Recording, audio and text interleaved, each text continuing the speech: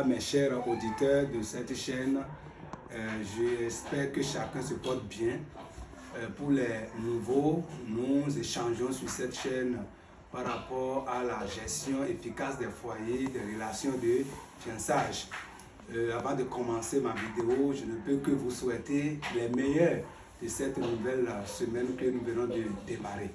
Ce matin, j'aimerais vous parler encore d'un thème d'actualité intitulé « Que veulent réellement les femmes pour rester fidèles à leur mari ?» Que veulent réellement les femmes d'aujourd'hui pour rester fidèles à leur homme? Et nous entendons souvent deux adages qui soutiennent l'infidélité des femmes. Et le premier adage, c'était que tu peux tout faire à la femme, mais lorsque tu n'arrives pas à la satisfaire sexuellement, comme cela se doit, ta femme peut tricher, ta femme peut chercher encore un autre homme ailleurs.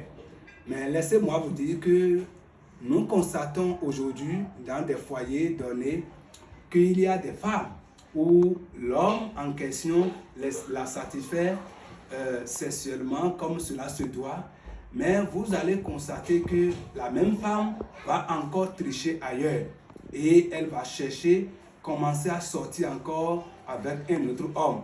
Et on se pose la question de savoir en réalité qu'est-ce qui doit être à la base. Est-ce que réellement le fait de ne pas satisfaire comme cela se doit sexuellement sa femme peut être une cause fondamentale pour son infidélité? Mais nous pouvons dire non parce que beaucoup ont fait l'expérience et ont compris que bien que la femme est satisfaite sexuellement, à des moments donnés, elle déraille et devient encore infidèle à son homme.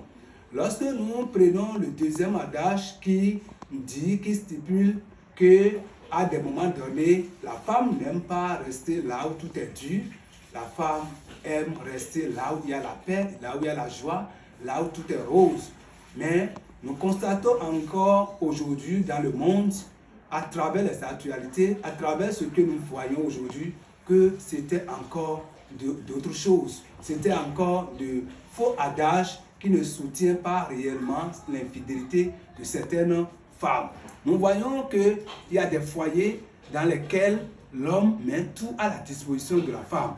L'argent n'a pas manqué. Ce qu'elle doit apporter n'a pas manqué. La nourriture n'a pas manqué. Tout est bien. Mais pourtant, vous allez entendre encore que cette femme devient encore infidèle et commence à tricher encore ailleurs. Mais c'est ces deux discussions, ces deux raisons, arguments fondamentaux que nous voyons aujourd'hui sur le terrain qui m'a amené à poser cette question à nos chères mamans. Qu'est-ce qui constitue réellement les causes réelles de votre infidélité dans le foyer? Est-ce que nous pouvons nous fier à ces deux arguments pour dire c'est ces deux arguments qui soutiennent votre infidélité dans le foyer? C'est non.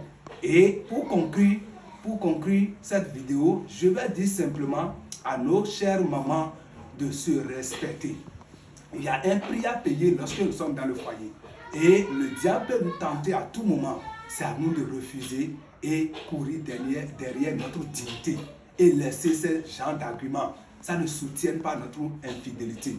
Aimons nos maris et restons fidèles à nos maris. Et je crois que tout ira bien. Je ne serai pas long dans cette vidéo. Je vous demande simplement de vous abonner pour les prochaines vidéos afin de ne rien rater à travers cette chaîne. Je vous remercie et à bientôt.